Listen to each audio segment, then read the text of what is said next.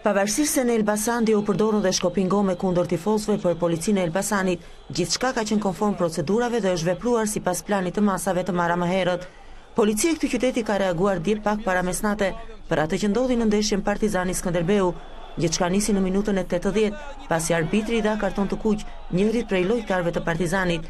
670 tifozë të Partizanit të dislokuar në pjesën së tretë të stadiumit filluan të hidhnin në fushë fishek zjarre, kapsolla dhe lëndë piroteknike.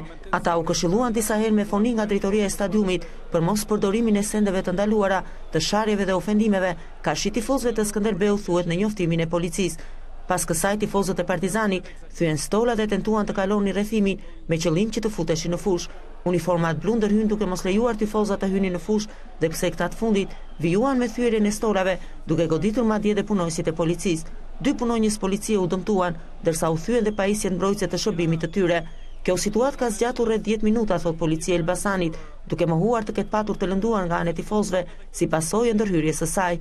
Edhe një 24 vjeçar tifoz është dëmtuar lehtë, por jo nga policia, por nga hedhja e stolave nga ana e tifozerisë dhe pas mekimit është larguar për në shtëpi jashtë rrezikut. Ndërsa tifozja 18 vjeçe të kuqve që bëri xhiro në rrjetet sociale gjatë dërgimit me barel në spital, sipas policisë nuk ka patur asnjë dëmtim, por humbja e ndjenjave erdhi si pasojë e gjendjes së rënduar emocionale.